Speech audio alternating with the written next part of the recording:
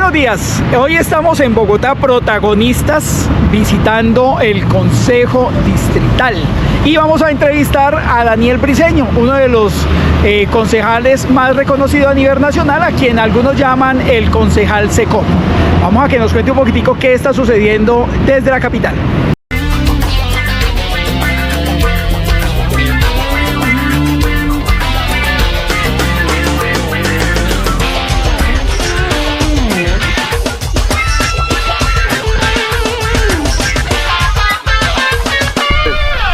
Estamos con el concejal Daniel Briceño. Creemos que dentro de poco va a ser el senador Daniel Briceño porque está haciendo el trabajo muy bien. Personaje del Centro Democrático, pero además a quien conocen como el concejal Secop. Lo pone todo el mundo a volar. Es realmente poder saludarlo. ¿Qué viene para estos días dentro del trabajo que están haciendo?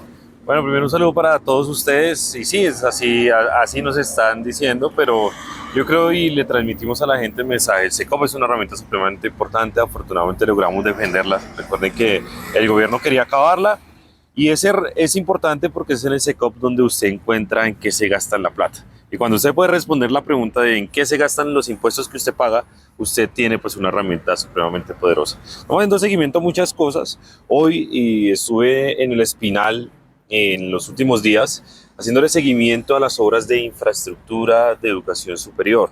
Recuerden ustedes que una de las grandes apuestas de Petro en todo el país era construir infraestructura nueva para tener más cupos y nuevos edificios, nuevas sedes de universidades. Y la promesa con la que arrancaron ellos, no sé si ustedes se acuerdan que recién Petro fue electo presidente de la República, dijo: oiga, señores alcaldes, por favor alisten todos los lotes saneados, que es que este gobierno va a construir universidades a lo que marca.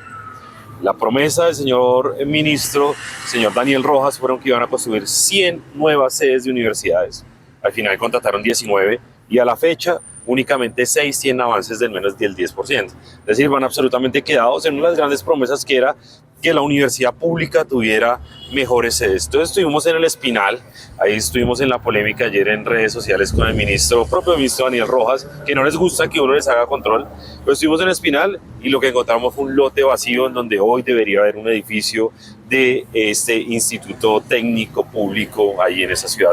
En eso estamos. Hay una cosa, cuando el presidente Álvaro Uribe era presidente, él dijo: en vez de construir infraestructura, vamos a acondicionar los colegios, y se dio un aumento en la educación virtual y en la educación superior grande gracias a esas instalaciones, no solamente para las universidades, sino para el SENA, que es finalmente el fuerte en tecnologías y en capacitación.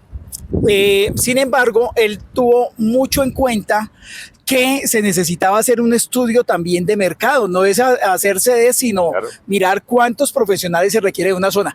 Eso también lo están investigando ustedes, porque no se trata de hacer universidad en el Catatumbo, sino ver cuántos agrónomos se necesitan en el Catatumbo. No, ellos no generan ningún tipo de estudio, ellos simplemente van avanzando conforme la política los vaya llevando, a tal punto que hoy acabaron literalmente con los grandes programas en materia de educación superior en el ICETEX.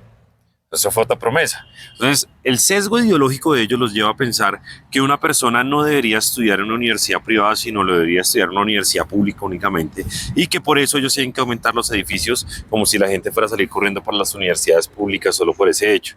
Entonces, para que la gente vaya obligatoriamente, comienzan a acabar el ICETEX. Según el propio ministro de Educación, Daniel Rojas, es una herramienta absolutamente mala y demás. Yo personalmente estudié con el ICETEX y le debo mi vida profesional y demás al ICETEX y le agradezco de corazón. Pero ellos no. Y le prometieron a la gente condonarle todas sus deudas. Esa fue otra promesa de campaña. Dijeron: jóvenes, les vamos a condonar, les vamos a perdonar las deudas del ICETEX. Y los jóvenes salieron a votar por Petro masivamente. ¿Qué tenemos hoy? Más de 130.000 jóvenes no solo no les perdonaron la deuda, sino que ahora pagan más de la cuota de lo que pagaban cuando estaba Duque gobernando. Ahí me surge otra cuestión. Cuando yo estudié, usted no había nacido muy probablemente, señor Briceño, a mí me dio beca la Fundación Exxon por un convenio con el ICETEX. Es decir, yo estudié por el ICETEX, pero no tuve que pagar por mis puntajes. Pero adicional a eso, durante los años del segundo mandato del presidente Uribe, estuve muy vinculado al tema de educación y también encontré que los créditos eran condonables. Es decir, el indígena, el afro, los grupos de población estratos 1, 2, 3 o con discapacidad y demás, podían estudiar y la única condición era terminar la carrera, es decir, el ICETEX no prestaba, el ICETEX regalaba esa plata luego que uno demostraba que tenía compromiso. Entonces, realmente, ¿cuál era el cambio que se estaba proponiendo en eso si uno dice, pues lo que estaba bien? No, mire, ellos funcionan con un sesgo ideológico, por ejemplo. Otra cosa que dicen es que los recursos públicos no deberían ir hacia universidades privadas. Por ejemplo, aquí en Bogotá tenemos un programa súper exitoso que se llama Jóvenes a la E. Con ese programa, lo que hace el distrito es pagarle a los jóvenes de estrato 1 y 2 su carrera literalmente en los Andes, en la Javeriana, en la universidad que usted quiera, la carrera que quiera, y luego esos recursos se condonan. Entonces, lo mismo pasaba con Serpilo Paga y bueno, todos los proyectos que hubo al respecto. Ellos dicen que eso está mal, que porque la educación, que porque la plata va a la educación privada, y la pregunta es, ¿realmente a un ciudadano que paga impuestos y que puede ir a estudiar a los Andes le importa si va o no va la plata pública al sector privado? ¿Acaso la finalidad de esto realmente no es que un joven estudie? Yo prefiero, y se lo digo abiertamente, que muchos jóvenes puedan estudiar en los Andes, en la Javeriana, en el Externado, en el Rosario, en la Nacional, en las mejores universidades, pero estudien, así sea pagando desde el Estado ese tema. Aquí en Bogotá ya superamos afortunadamente esa discusión. Hay unos concejales y algunos políticos de izquierda que se siguen oponiendo, pero lo cierto es que más de 30.000 jóvenes ya han podido ser beneficiarios y han podido sacar su carrera adelante. Entonces, esto no es de sesgo ideológico, esto es que es práctico, que da resultados y que realmente le cambia la vida a la gente.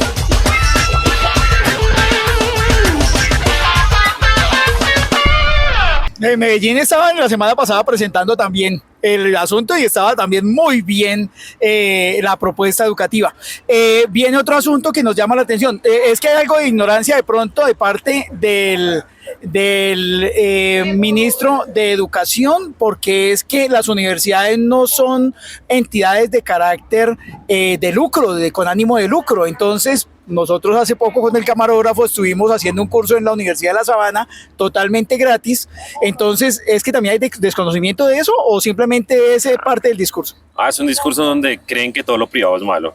Entonces, EPS privadas son malas, fondos privados de pensión son malos, universidades de educación superior son malas, colegios privados son malos. Sí hay un sesgo respecto de lo privado y entonces ellos creen, y se los digo, que quitando la oportunidad a un joven de ir a los Andes o al Externado, ellos inmediatamente van a ir a estudiar la distrital. Absolutamente falso, porque ni la distrital ni la nacional tienen la capacidad de recibir la cantidad de jóvenes que quieren estudiar hoy en universidad. Entonces es simplemente un sesgo en los que ellos creen que todo debe ser público, cuando este país ha demostrado que la alianza entre lo público y lo privado es lo que mejor funciona. Bueno, en Europa veo uno que los jóvenes comenzando su bachillerato tienen dos opciones, irse hacia la tecnología o irse hacia la investigación en la universidad. Aquí tenemos como un miedo a ser tecnólogos, como que esa cosa da muy poca categoría. Entonces, ¿cómo le cambiamos también el chip a estos jóvenes para que digan, yo siendo tecnólogo en un área, especializándome en un área, puedo estar ganando bien y aún así no ser menos que otro a nivel laboral? Mire, hoy los tecnólogos y técnicos pueden estar ganando mucho más que un profesional. Si usted toma una persona que sea técnica o tecnólogo y sepa muy bien Big Data, Data Science, bueno, todo ese tema de tecnología y demás, seguro que ese técnico puede ganar hasta 2 y 3 veces más que un abogado, que es profesional.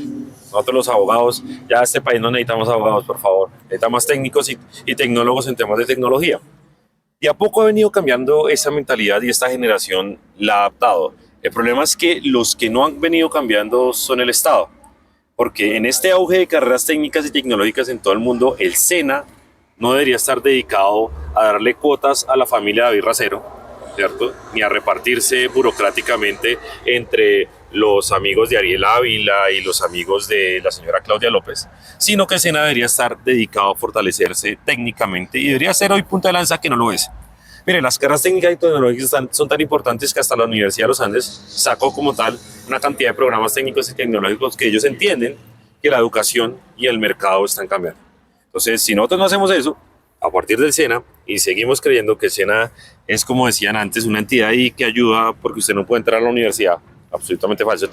SENA es hoy la entidad más importante, pero si no le sacamos la politiquería que tiene el señor Eduardo Londoño allí, pues difícilmente vamos a poder avanzar.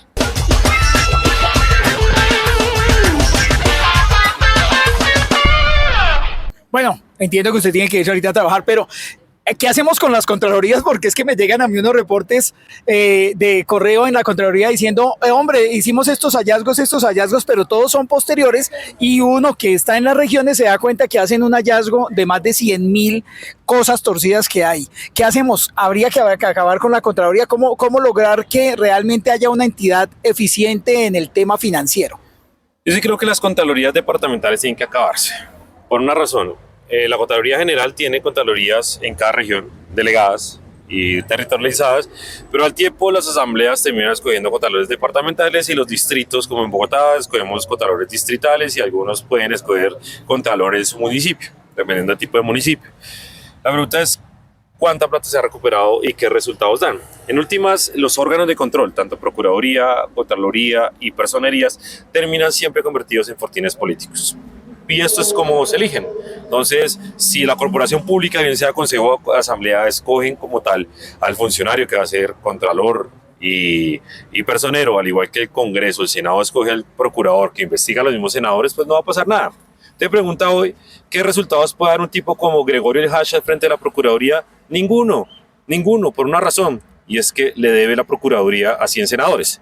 De todos, de izquierda, de derecha y de centro. Entonces una persona que le dé la Procuraduría a 100 personas, incluido el presidente de la República, difícilmente puede dar resultados, porque cada vez que vaya a investigar o atacar algún tema, pues alguien le va a saltar y le va a decir, no, acuérdese que es que yo voté por usted. Entonces ese es el problema, o aquí tecnificamos totalmente los órganos de control, le sacamos la política o los acabamos, porque nos da lo mismo. Política muy similar a la de Milei, ¿no? Echar motosierra a todo lo que esté sobrando. Pero no solo motosierra, digamos, esto no se trata de solo acabar por acabar, se trata de racionalizar el gasto. Digamos, yo creo que en un país como Colombia, donde tenemos un presupuesto a nivel nacional de 512 billones de pesos, y de esos, más del 65% se van en funcionamiento, es decir, gastando burocracia, oficinas, carros y demás, yo creo que hay que hacer una reflexión. Si la gente paga 512 billones y recaudamos eso, y eso lo presupuestamos, pues debería haber más plata para la inversión, pero la plata para la inversión no es la mayoría, realmente es solo únicamente el funcionamiento. Bueno, Daniel Briceño, gracias por habernos atendido. Sabemos que tenía mucho que hacer, pero no podíamos perder la oportunidad de saludarlo. Un saludo, por favor, para la gente de Antioquia, para la gente de Llanos Orientales, que hoy va a tener la oportunidad de tenerlo más cerca a través de la pantalla. No, a todos ustedes en Antioquia, en los Llanos Orientales, Dios los bendiga, un saludo, muchas gracias por seguirnos y esperamos que podamos recuperar este país de cara al año 2026. Ánimo a todos, vamos para adelante.